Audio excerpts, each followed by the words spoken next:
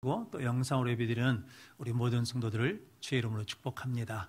우리 옆에 분 한번 같이 인사하겠습니다. 사랑합니다. 축복합니다. 건강하십시오. 강건하십시오. 요즘에 아프신 분들이 많으셔서 영상으로 예배드린 분들이 교회는 안 나오시면서 왜 교회에 이렇게 아픈 사람이 많냐고, 제가 뭐라 했겠습니까? 집사님이 안 나와서 그래요. 와서 기도 좀 하시라고. 그런데 우리 모든 성도들이 주 안에서 강건하고 건강한 성도들 되시기를 바랍니다.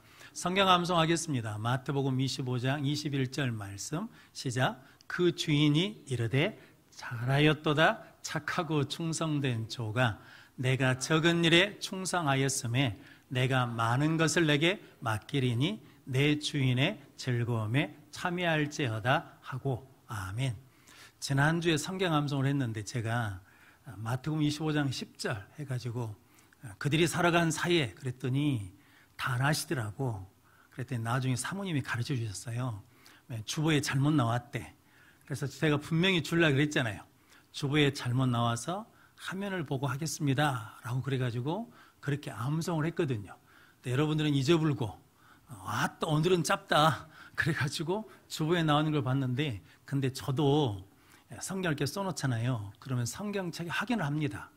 그러니까 성경이 뭐예요? 텍스트예요. 그러니까 성경을 보고 확인해야 돼요. 그러니까 주보에 나와 있어도 무엇을 확인해야 돼요? 성경을 확인해야 되는데 안 하셨다는 것은 뭐만 믿고 왔다는 거예요? 주보만 믿고 와. 그러니까 주보는 항상 틀려요. 희한하게요. 주보 인쇄하면 점검하고 점검해도 반드시 뭐가 나오냐면 오타가 나옵니다. 그래서 헌금란에 이름이 빠질 때가 있어요. 그러면 그냥 그런 줄 아시고 다 기록은 됐어요. 그런데 항상 빠질 때가 있어. 그것 때문에 시험 받으실 일이 없다라는 거거든요. 그래서 마태복음 25장 10절, 지난주에 못 하셨으면 오늘 암송하고 혹시 오셨습니까? 그러지는 않았죠. 그들이 살아간 사이에 신랑이 오미로 준비하였던 자들은 함께 혼인잔치에 들어가고 문은 닫힌지라 라고 말씀하거든요. 한 번 더 같이 인사하겠습니다. 결산의 때가 임합니다. 하나님의 즐거움에 참여합시다. 기도하다 그런 생각이 들었거든요. 사도 바울이 서신서에 우리 신앙의 목적, 그러니까 사도 바울의 사역의 목적이 뭐라고 계속 강조하냐면 두 가지거든요. 하나님을 기쁘시게 하자라는 것하고 하나님께 영광을 돌리자라는 것인데, 이제 하나님을 기쁘시게 한다는 게 뭘까 하다가 문득 그런 마음이 들었습니다. 자식들을 보면 기쁘시잖아요. 자식들이 있으면 그냥 기뻐요. 그러니까 명절 때 오면 기쁘고 안 오면 좀 속상하고 이러시잖아요. 그런데 하나님은 언제 기뻐하실까? 내가 기뻐할 때 기뻐요. 우리가 기뻐할 때 가장 기뻐하신다. 우리가 하나님한테 뭘 많이 해드려서 기쁘신 게 아니라 우리가 막 기뻐하잖아요. 그러면 그것을 통해서 뭐 하시냐면 기뻐하신다라는 거거든요. 그래서 달란트 비유는 하나님 우리를 상대적으로 평가하지 않고 어떻게 평가한다는 겁니까? 절대 평가합니다. 그러니까 우리는 신앙은 줄 세우지 않아요. 등수를 매기지 않아. 교회에서 믿음 1등이 누구다 이렇게 말하지 않고 각자 가치대로 하나님 뭐 하신다는 겁니까? 인정하십니다. 내가 하는 일이 적다고 무시당하지 않으셔요. 하나님 우리에게 있는 그대로 뭐 하시냐면 인정하시고 귀하게 보시고 그 일을 하면서 기뻐하는 것을 하나님 뭐 하신다는 겁니까? 기뻐하신다라는 거거든요. 전에 한번 말씀드렸죠. 뉴욕에 가신 분이 주일날 교회를 찾았는데 교회가 안 보이니까 교통경찰한테 물어봤더니 경찰관이 어디를 가르쳐 줬어요? 예배 끝나고 나와보니까 다 가까이 나와. 아니 가까이 있더만 왜 저 교회를 소개시켰습니까? 그랬더니 뭐라고 그랬다고요? 내가 여기서 근무하는데 저 교회에서 나온 사람들 표정이 제일 박대요. 그러니까 우리 교회도 여수 씨도 11시에 딱 예배 드리고 거의 비슷하게 나올 거 아니에요. 그러잖아요. 그럼 그때 여수시에서 제일 표정이 밝은 사람이 누구여야 돼? 우리 여수형교 성도들이야지. 그래야 사람들이 저 교회 사람들 얼굴이 뭐하다고 박내하고 오는데 교회 나가면서 인상 쓰고 그러면 안 된다고요. 항상 밝은 표정으로 살아가는 우리 모든 성도들 되시기를 바랍니다. 오늘은 데살로니가 후서 1장 6절로 12절 말씀, 부르심에 합당하게 라는 말씀으로 함께 은혜를 나누려고 합니다. 그러니까 부르심에 합당한 자로 살자라는 거거든요. 합당하다는 말이 일치하다는 말입니다. 그러니까 복음에 합당하게 살아라라는 것은 복음에 일치되게 살아라라는 것이고, 부르심에 합당하게 살아라는 것은 부르심에 일치되게 살아라라는 거죠. 우리는 이제 구원받았지 않았습니까? 예수 믿고 구원받았지요. 할렐루야. 그러면 구원받은 자와 일치되게 살아야 된다라는 의미거든요. 그런데 오늘 1장에 바울이 쓰는 두 가지 표현이 있죠. 하나님 나라에 합당한 자로, 그리고 부르심에 합당한 자로 살자라는 거거든요. 데살로니가 후서를 쓴 것은 데살로니가 교회에 문제가 있기 때문이거든요. 성경학자들은 3개월 만에 편지를 보냈다라는 게 일방적인 견해인데, 그래서 1장은 칭찬과 격려가 있습니다. 그리고 2장과 3장은 문제에 대해서 책망하고 권면하는 거거든요. 그러니까 무엇을 먼저 말해요? 칭찬을 해요. 그러니까 자녀들 키울 때도 책망하고 칭찬하는 것이 아니라 먼저 뭐하고? 칭찬하고. 누구한테 무슨 말 할 때도 뭐 먼저 하고? 칭찬부터 하고 그 다음에 이렇게 하면 좋겠다라고 말하는 것이 효과가 있다라는 거거든요. 근데 하나님의 나라는, 우리 한국 교회는 하나님의 나라에 어떻게 하냐면 장소적인 개념이 많습니다. 우리 죽으면 어디에 가요? 하나님 나라에 가. 근데 하나님 나라가 어디 있어요? 저 하늘에 있어. 근데 그 장소적인 개념이 많은데, 원래 하나님 나라는 통치 개념이 더 많습니다. 그러니까 하나님이 다스리신 곳이 어디예요? 하나님 나라예요. 그러니까 너희 안에 하나님 나라가 있다라고 하는 것은 내가 하나님의 통치를 받으면 내 안에 뭐가 있는 겁니까?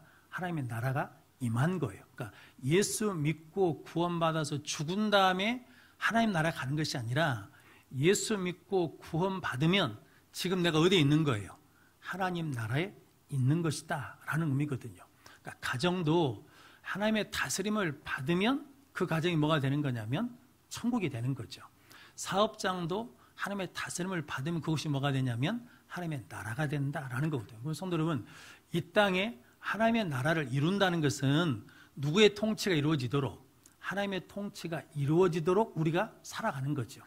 다른 말로 하자 그러면 하나님의 말씀이 이루어지도록 한다는 거죠. 그러니까 성도 여러분들은 이제 교회에 모여서 우리가 신앙생활하는 것이 신앙생활 다가 아니라 이건 반이죠, 반. 반은 교회에 모여서 신앙생활하는 것이고, 이제 반은 어디서 완성하는 거예요? 삶의 자리에 나가서 하나님의 나라를 이룬 것이고, 하나님 말씀대로 뭐 하는 거예요? 살아내는 것이 신앙생활이다라는 거죠. 자, 그걸 이야기하는 것이 오늘 데살로니가 후서 1장의 1절부터 12절까지 내용의 그 내용입니다. 그런데 1절, 2절 기억나시죠? 우리는 누구 안에 있다는 겁니까? 그리스도 예수 안에 있다라는 거거든요. 성도, 우리는 깨어진 그릇이거든요. 죄인이니까. 그러니까 아무리 은혜를 받아도 은혜를 다 뭐하게 돼 있다는 겁니까? 쏟아내게 돼 있어요. 깨진 항아리에 물을 채우려고 그러면 어떻게 하면 됩니까? 떼우면 되잖아요. 근데 떼워서도 안 되죠. 어디다 던져 넣으면 돼요? 물속에다 던져 넣으면 채워진다라는 거죠. 이게 이제 불교에서 가르치는 가르침 중에 하나인데, 예수 안에 있다는 말이 그런 의미입니다. 우리가 예수 안에 들어가면 깨어진 우리 그릇 안에 예수 그리스도의 은혜가 계속 차 있다라는 의미거든요. 그리고 은혜와 평강은 누구로부터 온다는 겁니까? 목사로부터 오는 게 아닙니다. 누구로부터? 사람부터 오는 게 아니라, 바울이 끊임없이 사신서에서 고백하는 게 있는데, 하나님 우리 아버지와 우리 주 예수 그리스도로부터 은혜와 평강이 너희에게 있을지어다 라는 거거든요. 그러니까 은혜의 근원이 누구시라는 겁니까? 하나님이시다.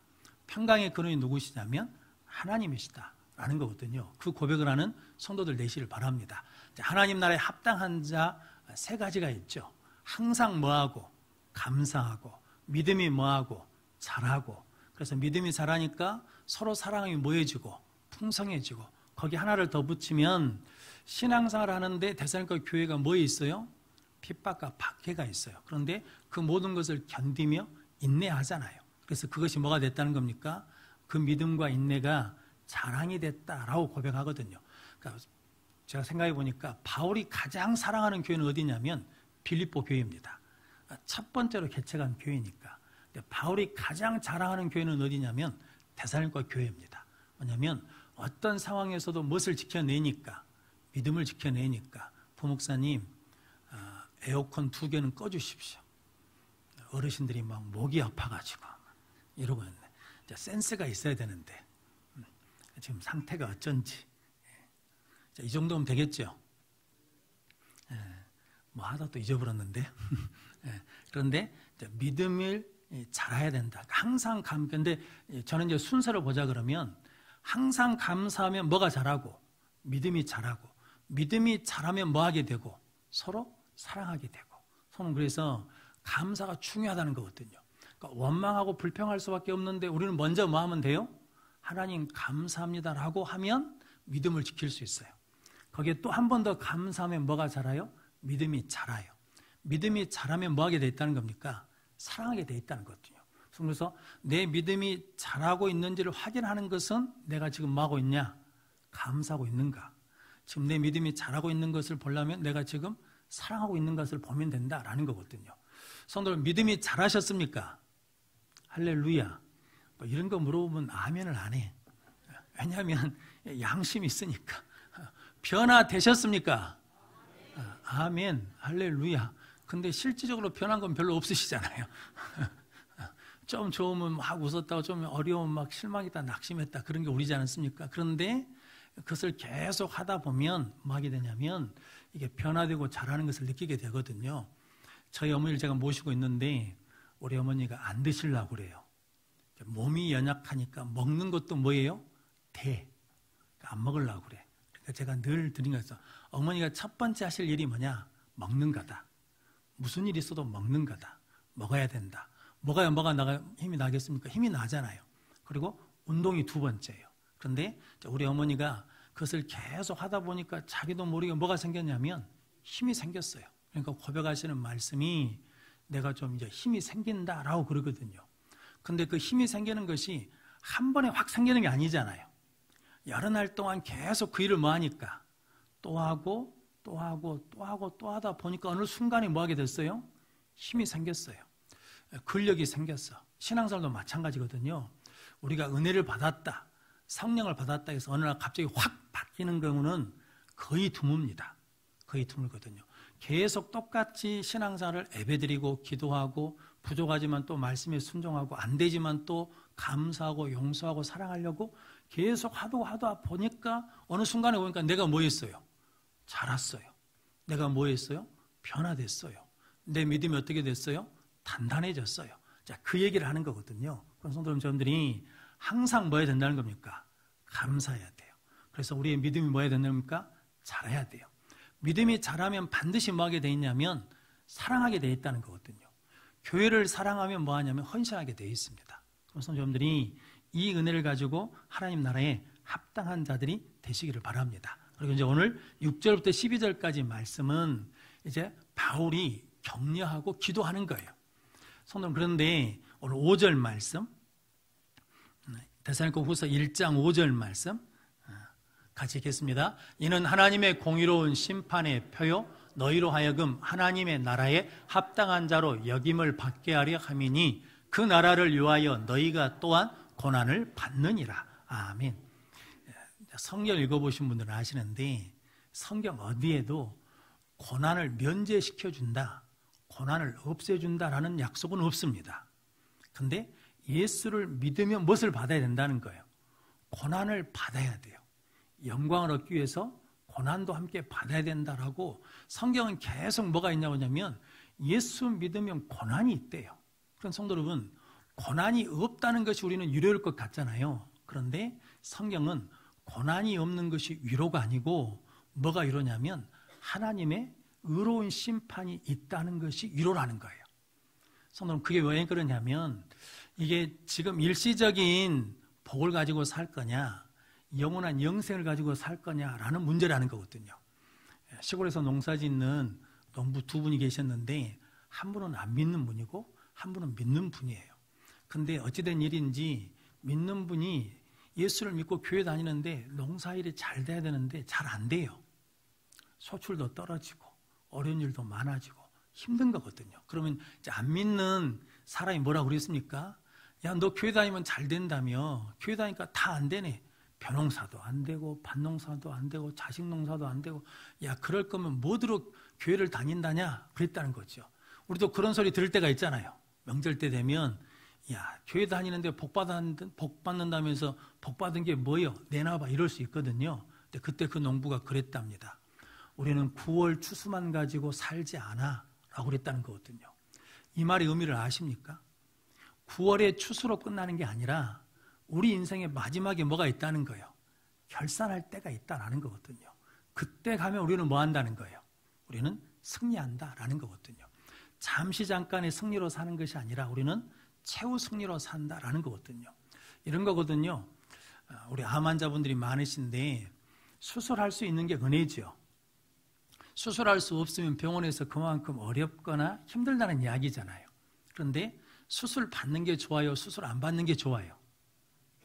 아니, 당장에는 수술 받으면 아파요.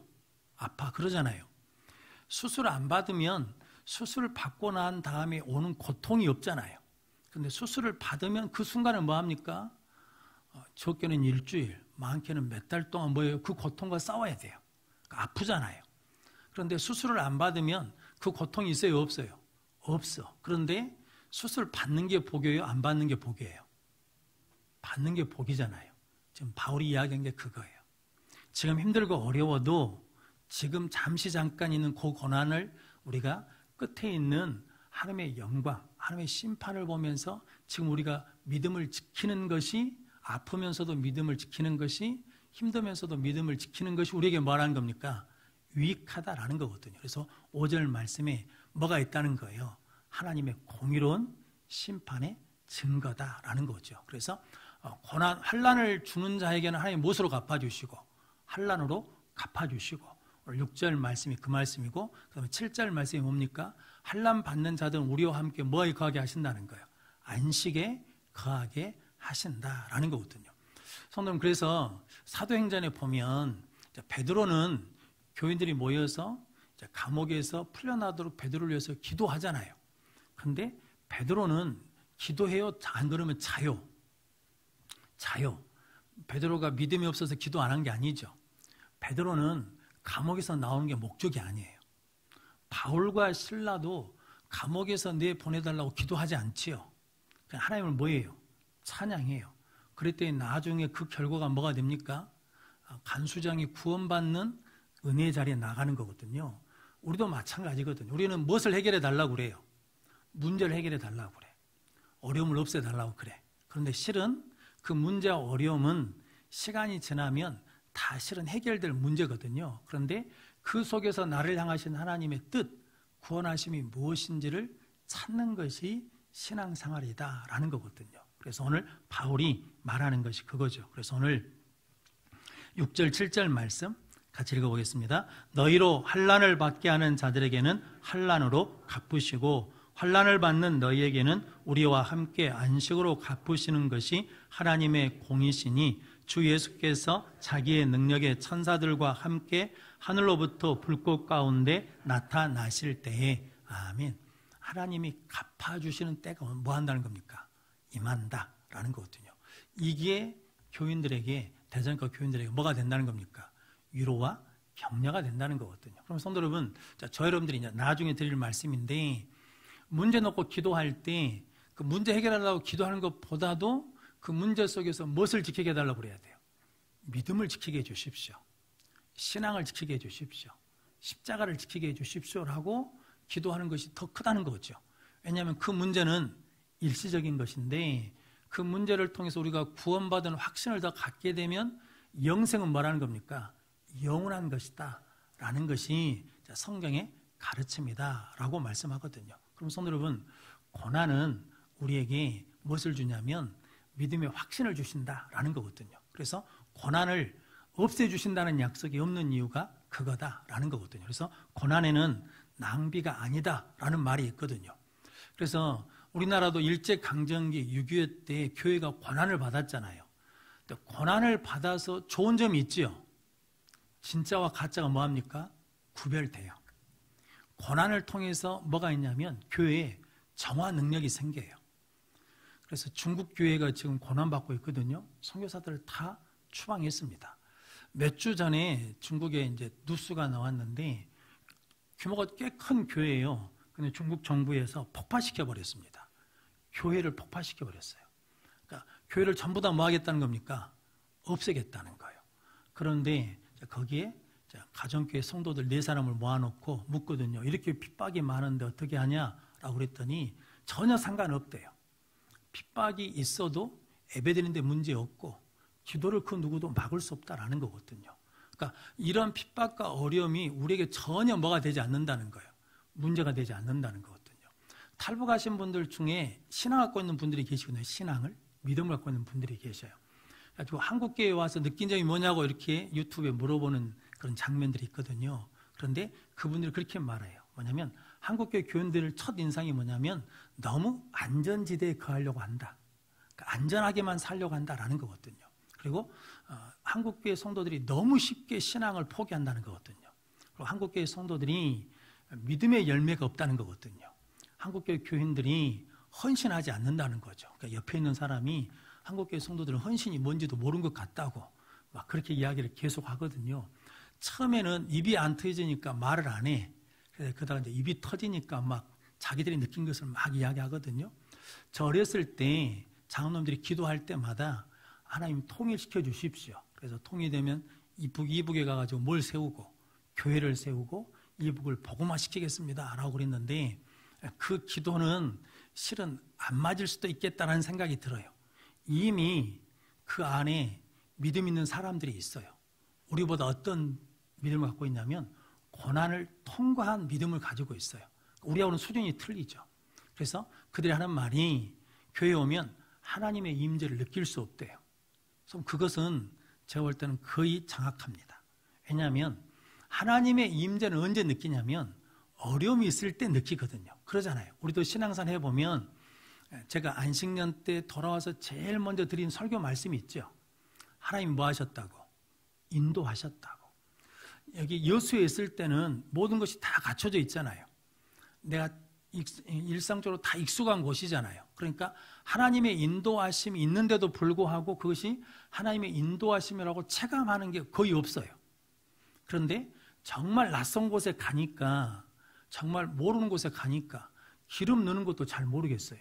기름 넣는 것도 다 다르고, 그리고 이 주차장 들어가서 돈 넣는 것도 이게 다 다르고, 같은 동네인데 다 달라요. 그러니까 뭐 하냐면 누가 도와주신다고 생각하면 하나님이 도와주고 계시구나, 하나님이 인도하고 계시구나 라는 것을 체감하는 거거든요. 그러니까 우리도 성도는 고난 가운데 있을 때 그것을 뭐 할 수 있어요? 더 확실하게 할 수 있어. 그런데 우리가 우리 지금 일상생활에서는 그걸 느낄 수 있다는 겁니까? 없다는 겁니까? 잘 몰라요. 모른다고요. 그러니까 고난을 통과한 교회와 고난을 통과하지 않는 교회에는 엄청난 차이가 있는 거죠.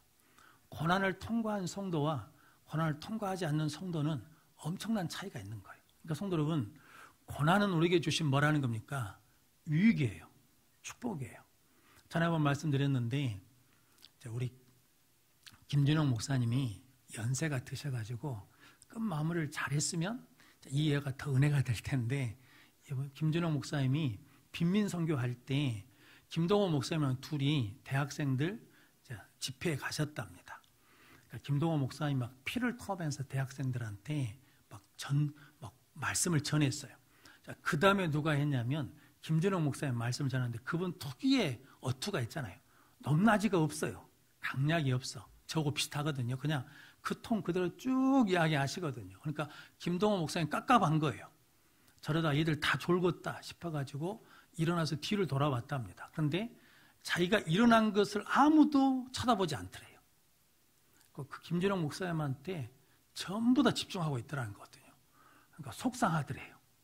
누구는 피를 토하고 했는데 누구는 쓸쓸한 것 같은데 얘들이 다 은혜 받고 있으니까 조금 속상하더래요. 그러면서 생각이 왔답니다. 하나님, 왜 저 양반은 저렇게 천천히 이야기해도 얘들이 은혜를 받고 나는 피를 토해야 은혜를 받습니까? 라고 그랬는데 하나님 그런 감동을 주시더래요.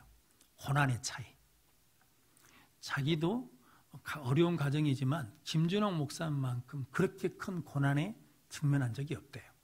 그런데 김준영 목사님은 스스로 어디에 뛰어든 겁니까? 빈민목회라고는 고난의 자리에 뛰어 들어갔더니 고난의 차이가 사역의 차이를 만든다, 능력의 차이를 만든다라는 거거든요. 그럼 성도 여러분, 저 여러분들 중에 고난이 있잖아요. 힘듦이 있잖아요. 생각지 않는 일을 당하잖아요. 그럼 그때가 뭐 할 때예요? 하나님 만날 때예요. 하나님의 역사하심을 체험할 때예요. 그러니까 너희가 여러 가지 시험을 만나거든 온전히 어떻게 여기라는 거예요? 기쁘게 여기라는 거. 그 말씀을 아시잖아요. 근데 시험 만났을 때 할렐루야 감사합니다 하고 감사한금을 해요, 안 해요? 시험 받았다고 감사한금은 제가 목회에서 지금까지 한 번도 본 적이 없습니다. 한 번도. 감사해야 될 것 같은데도 감사를 안 하거든요. 그런데 성도 여러분, 우리가 신앙생활 하면서 이제 오해하는 게 아니었는데 바로 잡아야 될 게 있는데, 신앙생활에서 고난이 있으면 믿음이 없는 게 아니에요. 믿음이 적어서 그런 게 아니에요. 믿음이 잘못돼서 그런 경우도 있을 수 있지만 다 그런 게 아니에요. 뭐냐면 하나님 우리에게 고난을 주신 것은 내가 너를 지금 뭐 하겠다는 겁니까? 새롭게 만나 주시겠다는 거예요. 더 크신 하나님을 경험케 해 주시겠다는 거거든요. 그럼 성도 여러분, 고난을 두려워하지 않는 능력의 성도들이 되시길 바랍니다. 전에 한번 말씀드렸는데 우리 사모님이 시집 와가지고 시집살이를 했거든요. 우리 집에 들어와서 5년 동안 살았어요. 우리 아버지, 어머니, 시동생 셋 데리고 살았어요. 데리고 산 것이 아니라 우리가 모시고 살았거든요, 실은. 그런데 시댁에 들어와서 살아요. 그런데 시댁에 들어와서 나한테 물어본 게 있어요, 저한테. 아니, 왜 이렇게 이런 일이 있는데 아버지, 어머니가 저렇게 평안하신가? 라는 거거든요. 자기 집에 있었으면 이런 일이면 어머니, 아버지가 난리가 났을 일인데 어떻게 일인지 당신 아버지와 어머니가 어떻게 저렇게 평안하냐라는 거거든요. 그때는 그런가 보다 했어요. 그런가 보다. 그런데 목회를 하면서 그 일을 알았어요. 우리 아버지, 어머니는 가난한 시대에 사셨기 때문에 무엇을 통과하신 거예요? 고난을 통과했어요. 어려움을 통과했어요. 시험을 통과했어요. 그러니까 그 일에 대해서 뭐 할 수 있어요? 담담하게 받아들일 수 있어요. 평온하게 받아들일 수 있어. 성도 여러분, 저 여러분들이 어떤 문제에 대해서 어떻게 반응하냐라는 것이 우리가 지금 고난을 통과한 사람인지 못한 사람인지를 보여줄 수 있다는 거거든요. 그럼 성도 여러분, 하나님 우리에게 더 크신 능력과 권능을 주시기 위해서 지금 무엇을 만나게 하신다는 겁니까? 작든 크든 이런 저런 일을 만나게 하신다는 거죠. 근데 그 일이 있을 때 무엇으로 통과해야 돼요? 오늘 그 다음 말씀, 그 다음 8절 말씀 같이 읽겠습니다. 하나님을 모르는 자들과 우리 주 예수의 복음에 복종하지 않는 자들에게 형벌을 내리시리니. 아멘. 그러니까 이제 우리가 고난을 만나면, 이것은 본문 말씀은 이제 하나님 모르고 예수 그리스도의 복음에 복종치 않는 사람 하나님 뭐 하신다는 거예요? 형벌을 내리신다. 영벌을 내리신다라는 것이고, 이제 고난을 통과하는 성도들은 고난을 통과하면서 누구를 알면 돼요? 하나님을 알면 돼요. 예수 그리스도의 복음에 뭐 하면 돼요? 복종하면 고난을 통과한다는 거거든요. 잘 아시잖아요. 다윗이 사울을 죽일 수 있는 기회가 몇 번이나 있었다고요? 2번이나 있었잖아요. 근데 그거 다 아시잖아요. 근데 죽여요, 안 죽여요? 안 죽여. 왜요? 하나님을 아니까. 하나님이 기름 부은 자를 뭐 하지 말라는 거예요? 해치지 말라는 거거든요. 그러니까 그 말씀 그대로 뭐 하는 거예요? 그냥 순종하는 거예요. 순종하는 거. 자기는 죽여버리면 속이 시원하겠잖아요. 그런데 하나님을 아는 자이기 때문에 하나님의 방법대로 하나님의 말씀대로 뭐 하는 거예요? 그냥 가는 거예요. 그냥 그 고난 속에서 하나님의 말씀대로 하나님의 뜻대로 그냥 가는 거예요. 그게 뭐예요? 고난을 통과하는 거예요. 그랬더니 나중에 다윗이 어떻게 된 겁니까? 하나님 마음에 합한 사람이 되는 거예요. 그 고난을 통과하니까 다윗이 어디를 가든지 뭐하게 하셔요? 이기게 하셔요. 그냥 그 복을 주신 게 아니라 다윗이 그 고난 가운데 있는데 하나님을 아는 믿음으로 그냥 뭐하니까? 하나님의 뜻대로 그냥 통과하니까 하나님께서 그 믿음을 인정하시고 어딜 가든지 이기게 하시고 하나님 마음에 합한 사람이라고 하시고 다윗의 후손을 통해서 누가 오시고 예수 그리스도가 오시고, 이게 엄청난 일이잖아요. 그러니까 우리도 고난이나 역경이나 힘든 일이 있으면 하나님을 모르는 자처럼 하면 안 되고 하나님을 아는 자로 가면 뭐 한다는 겁니까? 우리의 믿음이 하나님께 인정받는 믿음이 되시고 하나님께서 축복하신 믿음이 되고 하나님 마음에 합한 자가 될 줄로 믿습니다. 그리고 주 예수의 복음에 복종하지 않는 자는 멸망하는데, 성도 여러분, 예수님께서 원수를 사랑하라고 그러셨잖아요. 그런데 우리 보고 원수를 사랑하라고 하는 것이 먼저가 아니라 내가 너를 그렇게 했다라는 거거든요. 복음은 그런 거거든요. 로마서 8장에 보면 우리가 아직 뭐가 됐을 때, 원수 되었을 때 그리스도께서 나를 위하여 뭐 하심으로, 죽으심으로 하나님께서 우리에 대한 자기 사랑을 뭐 하셨다는 겁니까? 확증하셨다는 거예요. 그러니까 내가 원수 되었을 때 하나님이 예수 그리스도를 나를 위해서 뭐 해주셨다는 겁니까? 죽어주셨어요. 하나님 그렇게 해주셨다라는 거거든요. 우리가 그 은혜를 받았어요? 안 받았어요? 받았어요. 우리는 그러니까 이제 그 복음에 맞게 마음은 돼요. 살면 돼요. 하면 된다고요. 언제? 고난의 때, 문제가 있을 때, 어려움이 있을 때, 힘듦이 있을 때 그렇게 하면 우리의 믿음이 뭐가 된다는 겁니까? 능력 있는 믿음, 고난을 통과하는 믿음이 된다라는 거거든요. 뉴스에 그런 뉴스들이 나오기 시작하더만요. 추석이 가까우니까 뭔 뉴스가 나오냐면 우리 어머니, 며느리, 따님들이 머리가 아프대요. 머리가 아프대. 그리고 무엇을 지러 가야 돼요? 약을 지러 가야 돼. 어떤 약을 지어야 되냐면 신경안정제를 짓든 머리 아픈 약을 먹든 그 약을 먹는 시기가 왔다라는 거거든요. 그런데 그 뉴스 내용이 그거예요. 일이 힘든 것이 아니라 누가 힘들다는 거예요. 보기 싫은 사람을 봐야 돼. 보기 싫은 시어머니를 봐야 돼. 보기 싫은 시아버지를 봐야 돼. 보기 싫은 시동생을 봐야 돼. 보기 싫은 시누이를. 그러니까 일이 힘든 것은 그냥 이틀, 3일 하고 마음이 끝나는데 그 사람을 만나기가 어렵다라는 거거든요. 그러니까 그게 힘들다라는 거죠. 근데 그게 이해가 되시죠? 우리도 다 그런 마음이 있잖아요. 그런데 주 예수의 복음에 우리는 뭐 하는 사람들이에요? 복종하는 사람이에요. 예수님이 그러셨잖아요. 십자가 달리면서 저들의 죄를 뭐 해달라고? 용서해달라고. 그런데 이미 나를 위해서 뭐 해주셨어요? 용서해 주셨어요. 나는 그것을 믿고 뭐 하는 거예요? 영접하는 것이 복음이에요. 그러니까 나는 죄인이었는데 나를 용서해 주시기 위해서 예수님이 뭐 하셨다는 겁니까? 죽으셨다는 것을 믿고 영접하는 것이 복음이라고요. 그게 구원이라고요. 자, 그러면 우리가 어떻게 해야 된다는 겁니까? 어려워요? 힘들어. 그런데 그 기간 동안 내가 예수의 복음에 합당하게 말하는 겁니까? 살아내는 거예요. 힘들어도. 그러면 무엇을 통과하는 거예요? 고난을 통과하는 사람이 돼요. 그러면 그 다음에 뭐 해줘요? 달라진다는 거죠. 능력이 있어진다라고 말씀하는 거거든요. 성도님들이 그 은혜를 누리는 우리 모든 성도들 되시기를 바랍니다. 그래서 이제 바울이 이제 11절, 12절 말씀은 이제 기도하는 거거든요.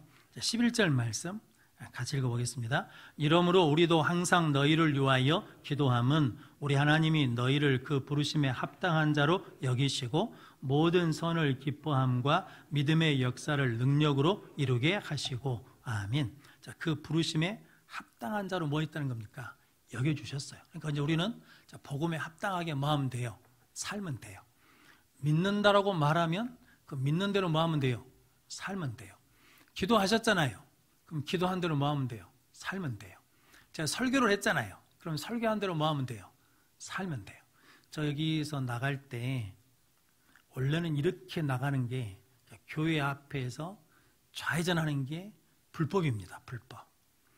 그때는 이제 바쁘면 이렇게 가려고 그러거든요. 그러면 옆에 타고 있던 사모님이 설교한 목사가 그러면 안 됩니다. 정신 차리셔야 됩니다. 동네 사람들이 목사인지 다 압니다. 그럼 제가 그리 가까이 못 갈까요? 못 가. 저리 가야 돼. 그럼 내가 속으로 깝깝해 죽겠어. 아니면 이리 가버리면 금방인데 저리 가고 신호 기다렸다 이렇게 가야 되거든요. 이제 우리 사모님 옆에 타면 항상 어디로 가겠습니까? 저 유턴하는 자리로 가요. 근데 저 혼자 가면 어디로 가겠습니까? 없잖아요. 없어. 그러니까 어디로 돌려버려요?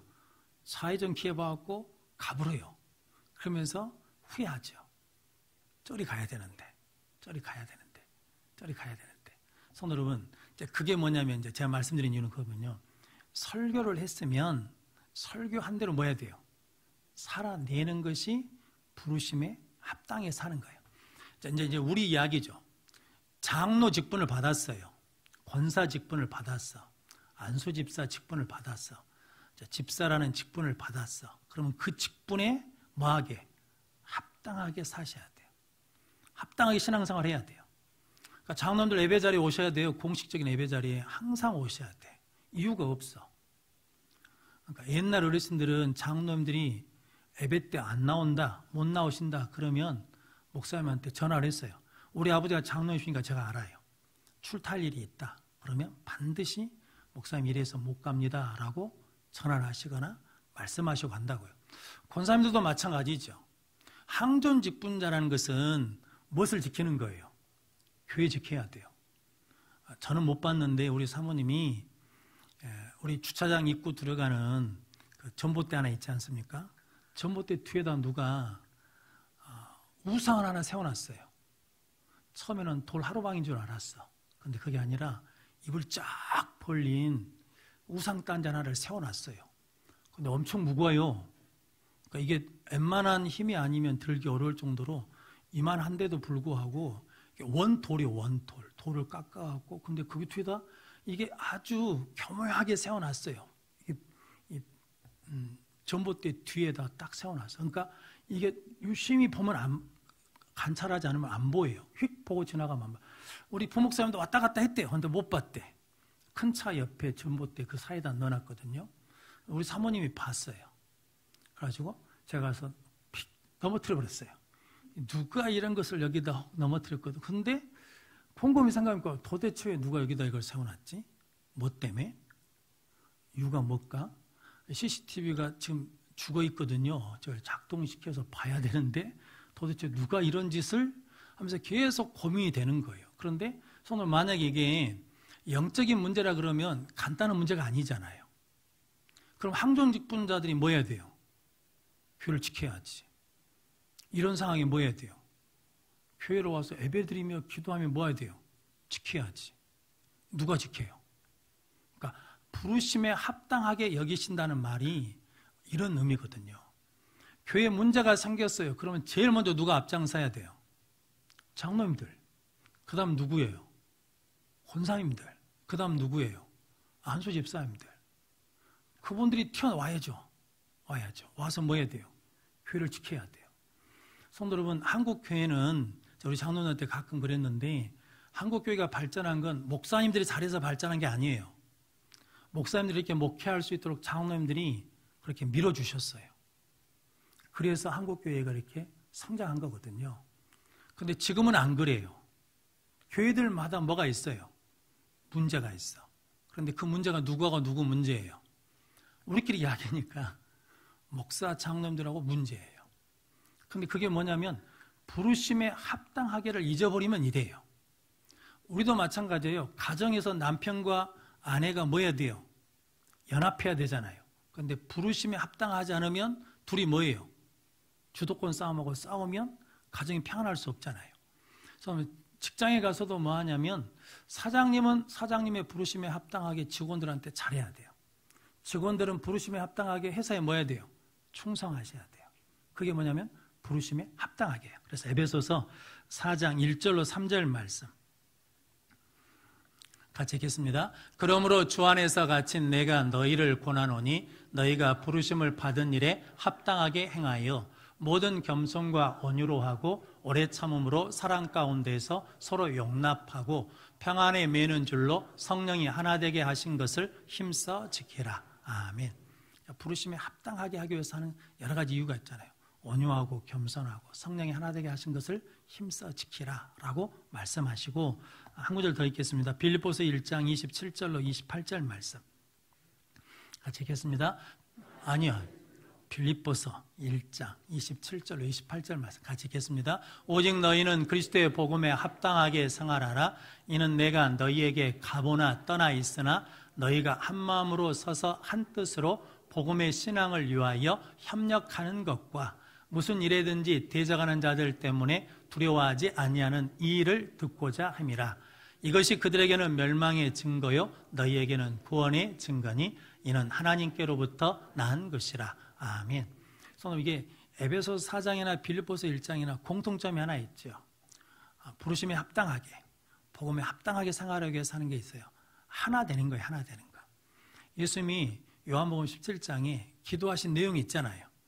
우리가 하나인 것 같이 저희들도 뭐하게 해달라는 겁니까? 하나 되게 해달라라는 거거든요. 그러니까 교회는 뭐예요? 다 달라요. 그런데 예수 안에서 하나 되는 것이 교회다라는 거거든요. 성도 여러분, 이 일을 위해서 여러분들이 서로 힘쓰는 성도들 되시기를 바랍니다. 그리고 11절 마지막에 보면 기도하는 게 있어요. 믿음의 역사를 무엇으로 이루게 하시고 능력으로 이루게 하시고. 그러니까 믿음의 역사를 이루려면 뭐가 있어야 돼요? 능력이 있어야 돼요. 그래서 스가랴서 4장 6절 말씀 같이 읽겠습니다. 그가 내게 대답하여 이르되 여호와께서 스룹바벨에게 하신 말씀이 이러하니라. 만군의 여호와께서 말씀하시되 이는 힘으로 되지 아니하며 능력으로 되지 아니하고 오직 나의 영으로 되느니라. 아멘. 하나님의 영으로 되느니라. 잘 아시는 사도행전 1장 8절 말씀에 오직 성령이 너희에게 임하시면 너희가 뭘 받고? 권능을 받고 능력을 받아야 돼요. 주의 일을 하려면 무엇을 받아야 돼요? 능력을 받아야 돼요. 그래서 문제를 해결해달라고 하는 것보다 더 중요한 게 있죠. 하나님, 문제를 해결할 수 있는 무엇을 달라는 겁니까? 능력을 주십시오. 이 아픔을 이길 수 있는 능력을 주십시오. 이 고난을 이길 수 있는 능력을 주십시오. 이 문제를 해결할 수 있는 능력을 주십시오. 용서할 수 있는 능력을 주십시오. 감사할 수 있는 능력을 주십시오라고 기도하셔야 돼요. 그래서 그것을 구하는 능력의 성도들이 되시기를 바랍니다. 그러면 우리가 이긴다라고 말씀하거든요. 그래서 이제 마지막 12절 말씀 같이 읽겠습니다. 우리 하나님과 주 예수 그리스도의 은혜대로 우리 주 예수의 이름이 너희 가운데서 영광을 받으시고 너희도 그 안에서 영광을 받게 하려 함이라. 아멘. 예수 이름이 영광을 받으면 누구도 영광을 받아요. 우리도 영광을 받아. 그러니까 성도 여러분, 교회는, 목사는, 성도는 내 영광을 위해 살지 않아요. 내 영광을 위해서 살면 초라해져요. 그리고 시들해져요. 그리고 결국은 넘어집니다. 그런데 하나님의 영광을 위해서 살면 하나님 우리를 뭐하게 하신다는 겁니까? 영광을 받게 해주신다라는 거거든요. 그래서 교회는 누가 영광을 받아야 돼요? 목사가 영광 받으면 안 돼요. 앞에서 일하는 사람이 영광을 받으면 안 돼. 누가 받아야 되냐면 하나님이 영광을 받으면 그 영광이 우리 모두에게 뭐 한다는 겁니까? 임한다는 거거든요. 하나님의 영광이 임하면 대적이 물러갑니다. 모세를 대적했던 이스라엘 백성들이 모세를 죽이려고 그러거든요. 그런데 성막에 뭐가 임합니까? 하나님의 영광이 임하니까 다 물러가요. 그러니까 하나님의 영광이 임하면 대적이 물러갑니다. 하나님의 영광이 임하면 병이 낫습니다. 하나님의 영광이 임하면, 하나님의 권능이 임하면 다 승리할 줄로 믿습니다. 그래서 고린도후서 3장 18절 말씀 같이 읽겠습니다. 우리가 다 수건을 벗은 얼굴로 거울을 보는 것 같이 주의 영광을 보매 그와 같은 형상으로 변화되어 영광에서 영광에 이르니 곧 주의 영으로 말미암이니라. 아멘. 우리가 수건을 벗은 얼굴로 거울을 보는 것 같이 무엇을 봐요? 주의 영광을 봐요. 성도 여러분, 교회에 와서 무엇을 봐야 됩니까? 주의 영광을 보셔야 됩니다. 그를 위해서 기도하는 우리 모든 성도들 되시기를 바랍니다. 그게 부르심에 합당한 자로 살아가는 것이다 라는 거죠. 자, 말씀을 정리하면 하나님 나라에 합당하게 살기 위해서 항상 뭐하고? 감사하고 믿음이 뭐하고? 잘하고 사랑이 풍성해지고 그리고 고난을 통과하는 자가 부르심에 합당한 자로 산다. 그런데 고난을 통과하기 위해서 오늘 8절에 있는 말씀 하나님을 아는 자로 그리고 주 예수 복음에 순종하는 자로 살아가면 고난을 통과하는 자로 능력 있게 산다. 그리고 하나님의 부르심에 합당하도록 살기 위해서 능력을 구하자. 그리고 하나님의 영광을 구하자. 그러면 그 영광이 우리에게 임해서 우리도 승리하는 능력의 삶을 살게 될 줄로 믿습니다. 그런 복된 성도들 되시기를 주님의 이름으로 축원합니다. 기도하겠습니다. 거룩하신 아버지 하나님 감사합니다. 오늘 하나님께서 우리를 불러주시어서 아버지 앞에 나와 예배할 수 있는 은혜를 주시니 감사합니다. 하나님께서 친히 우리가 부르심에 합당한 자로 살아갈 수 있도록 하나님을 아는 자가 되게 하시고 예수 그리스도의 십자가의 복음의 능력을 가지고 고난을 통과하게 하여 주시옵소서. 믿음의 역사를 이루기 위해서 성령의 권능을 있게 하시고 주의 영광을 위해 살아갈 때 그 영광을 통하여 우리가 영광을 입어 변화되며 새로워지는 역사를 이루게 하여 주옵소서. 주님의 몸된 교회가 내부적으로 공격받지 않도록 우리 모든 한종 직분자들이 깨어 기도하게 하시고 예배의 자리를 지킴으로 승리케 하여 주옵소서. 예수님의 이름으로 기도하옵나이다. 아멘. 하나님의 부르심은